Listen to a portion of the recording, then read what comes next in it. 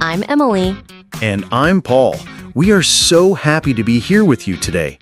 It's always a joy to share our English tips. Yes, Paul, it really is.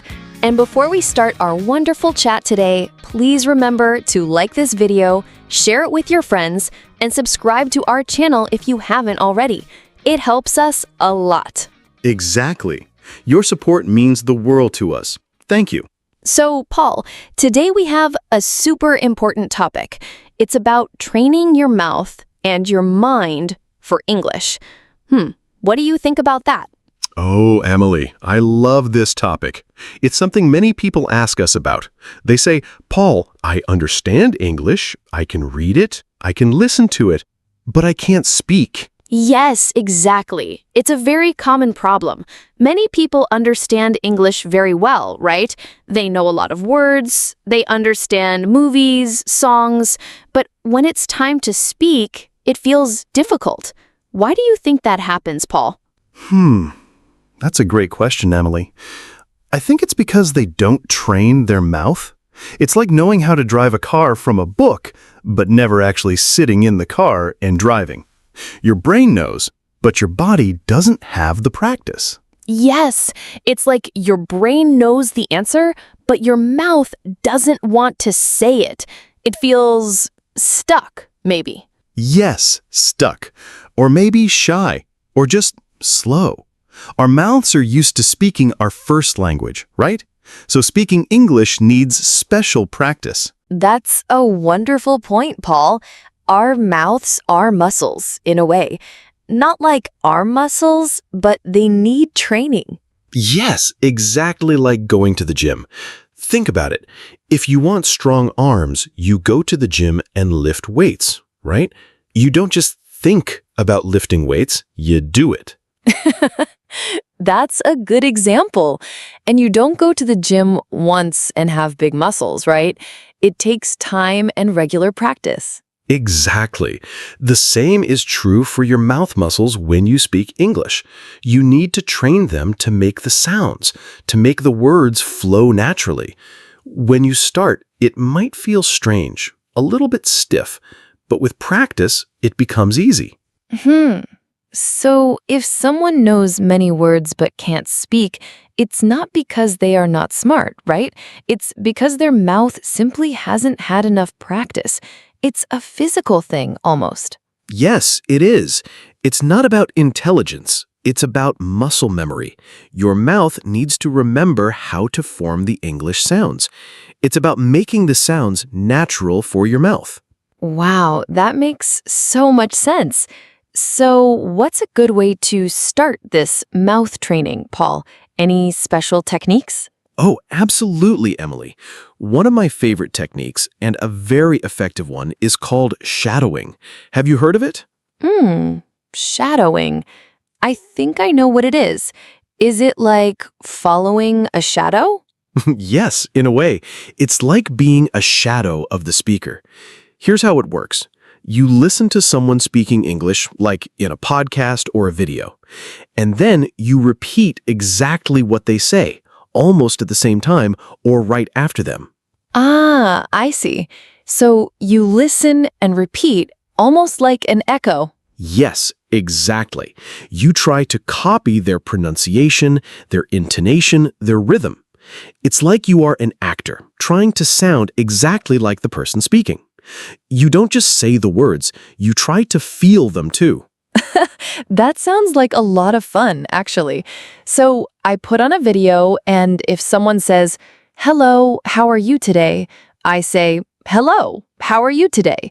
right after them, trying to sound the same. Yes, and the important part is to not stop. Even if you don't understand every word, just keep repeating the sounds. The goal is to get your mouth used to making those English sounds and patterns. Wow, that's a brilliant idea. And it helps with both listening and speaking at the same time. You're listening very carefully to repeat, and you're speaking out loud. Precisely. And you can start with very simple things, like short sentences. You can find many videos online for beginners. The key is to imitate. That leads us to our next point, Paul. After shadowing, what else can we do? I think repeating simple phrases daily is super helpful. Oh yes, repeating simple phrases daily is a game changer. It's like warm-up exercises for your mouth. When you wake up or during a break, just say some simple English phrases. Yes, sometimes people feel like they need to say very complex things to practice, but it's not true. Simple phrases help a lot to unlock your mouth. Yes, Emily. For example, phrases like, I'm ready, or I can do it, or let's go, even good morning, or thank you. Yes, and you can say them with feeling. Like, if you are happy, say, I'm ready with a big smile. If you are a little bit tired, say, I'm ready in a lower voice. This helps your mouth and also connects words with emotions. That's a great tip, Emily. It makes it more natural. And the more you repeat these simple phrases, the more comfortable your mouth becomes with them. They become automatic. Like when you learn a new song, right? At first, you read the lyrics, but after many times, you just sing it without thinking. Exactly. These phrases become part of your English habit. And once simple phrases are easy, you can try longer ones, little by little. Now, this next tip might sound a little funny, but it's very important. Speak out loud, even if you're alone. Yes, this is my favorite one. People might look at you strangely if you do it in the supermarket, but in your home, it's perfect. Yes, don't be shy. Your home is your safe English zone. You can talk to yourself in English. It might feel silly at first, but it's very powerful. You can talk about your day, what you're doing, what you want to do. For example, I am making coffee now. It smells good. I need a cup. Yes, or I need to clean the house today. First, I will clean the kitchen, then the bedroom, or even just describe things you see. This is a book. It is red. It is on the table. Yes, and the great thing is you don't need a partner. You are your own best English partner, and nobody is there to correct you, so you can speak freely. Right. The goal here is just to make noise in English, to get your mouth used to producing sounds. Even if you make mistakes, it's okay. It's your practice time. Exactly. The more you speak aloud, the more natural it feels, and your brain starts to connect the words with the actions or objects. It's very, very effective. So, we train our mouths. Now, let's talk about our minds. Paul, how can we start to think in English? It sounds hard, right? It can sound hard, Emily, but it's a process, step by step, little by little. You don't need to think about complex ideas at first. So not like, I wonder about the meaning of life in English right away. No, not that. Start with simple words. When you see a glass of water, think water. When you feel hungry, think I'm hungry. When you feel cold, think it's cold. Ah, I see. So instead of thinking the word in my first language and then translating it to English, I just try to think directly in English. Yes, and it's okay if you don't know all the words. Just use the words you know.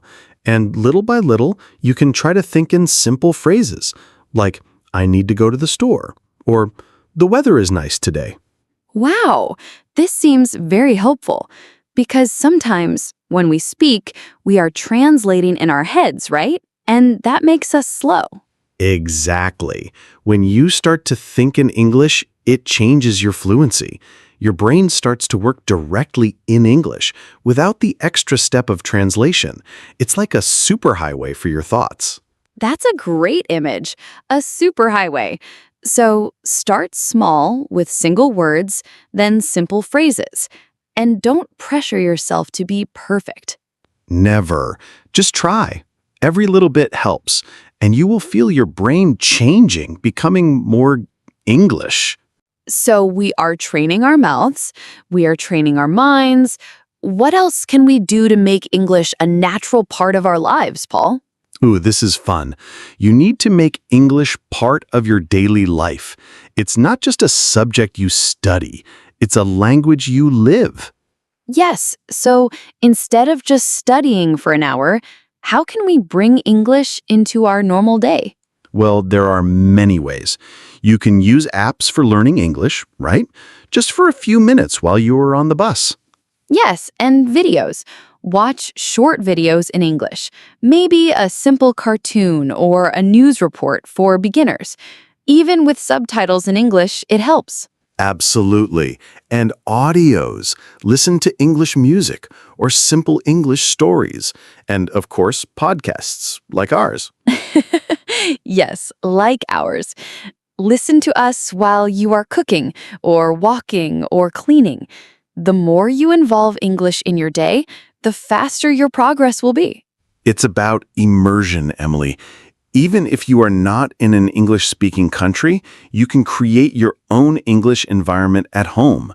Change your phone language to English. Read short news articles in English. Look at English memes. Wow, memes. Yes, that's a fun way. It doesn't feel like studying, but you are learning words and expressions. Exactly. The more English surrounds you, the more natural it becomes. Your brain gets used to hearing, seeing, and thinking in English without extra effort. It speeds up everything. Paul, this next point is so important for all types of learning, but especially for English. It's about consistency. Ah, yes. Stay consistent. This is key. Many people think they need to study for 2 hours every day, but that's not always possible. Right. And then they get tired and they stop. But what if we do just a little bit every day? That's the secret. 5 minutes a day is powerful. Seriously, training every day, even for a short time, is much, much better than studying a lot only once in a while. Yes, it's like the gym example again. Going to the gym for 5 minutes every day will make you stronger than going for 5 hours once a month. Exactly. Small, regular efforts build habits, and habits build skills. Your mouth remembers the sounds. Your brain keeps thinking in English. It's a continuous process. And it feels less like a big task, right? Oh, I only need to do 5 minutes of English today. And sometimes those 5 minutes turn into 10 or 15 because you start enjoying it. That happens all the time. The point is to not break the chain. Every day, a little bit of English. It builds momentum, it builds confidence, and it tells your brain, English is important, we do it every day. Now, this is a beautiful point, Paul, and very important for our confidence. It's about celebrating your voice. Oh, I love this one, Emily. It's so true. Your voice in English is important. It's your voice. Yes, many people wait to start speaking until I think they are perfect. They think, my English is not good, my accent is bad, I will wait. No, don't wait to be perfect to start. You start to become better. Your voice, with your unique accent and way of speaking, is part of who you are. Exactly. Be proud of your voice. When you speak English, you are communicating, and that's what matters most. Don't worry about being perfect. Worry about being understood. And understood is easy even with a little accent. Yes, embrace your accent. It shows where you are from, and it's unique. The goal is clear communication, not to sound like a native speaker from a specific country. And when you celebrate your voice, you feel more confident. You feel good about speaking. And when you feel good, you speak more. It's a wonderful cycle. It truly is. So next time you speak English, whether it's to yourself or to a friend, just smile and say, "This is my voice. I am speaking English." Paul, this last point connects everything we talked about today, and it's very powerful. It's your brain will follow your mouth. Wow, Emily, that's a deep thought. Can you explain more? Yes, many times we think we need to know everything perfectly in our heads before we can speak, but it's the opposite. So you mean When you speak, your brain actually learns faster? Yes, exactly. When you use your mouth to form words, to make sounds, to create sentences, your brain is working in a very active way. It's not just receiving information, it's producing it. Ah, I see. So the act of speaking is a powerful learning tool in itself. It's not just showing what you know, it's helping you know more. Precisely. The fluency is born in the practice. It's not born in just reading a book or listening to a podcast. Those are important, yes, but the speaking part makes it real for your brain. So by forcing your mouth to speak, even if it feels difficult at first, your brain quickly catches up and starts to make connections. It's like, oh, we are doing this. I need to help. Yes, it's like your brain is saying, okay, mouth, you are speaking English. I need to give you the words, the grammar, the correct pronunciation quickly. It creates a strong link between sound, meaning, and action. Wow, that's very inspiring. So don't wait for your brain to be perfect. Start speaking and your brain will get there faster. Yes, exactly. The more you speak, the more natural it becomes, and the more your brain adapts to thinking and communicating directly in English. It's a beautiful process. Well, Paul, this has been such an amazing episode. I hope everyone learned a lot about training their mouth and mind. Me too, Emily. It's all about practice and consistency. You can do it. Yes, you can. And remember, everyone, please subscribe to Mr. English channel if you haven't yet. And share this episode with your friends who are learning English. It can help them a lot. And also leave us a comment below. Tell us, what is one simple English phrase you will start repeating daily? We want to know. Yes, we love reading your comments. Thank you so much for joining us today. See you next time on Mr. English channel. Bye-bye. Bye, everyone. Keep practicing.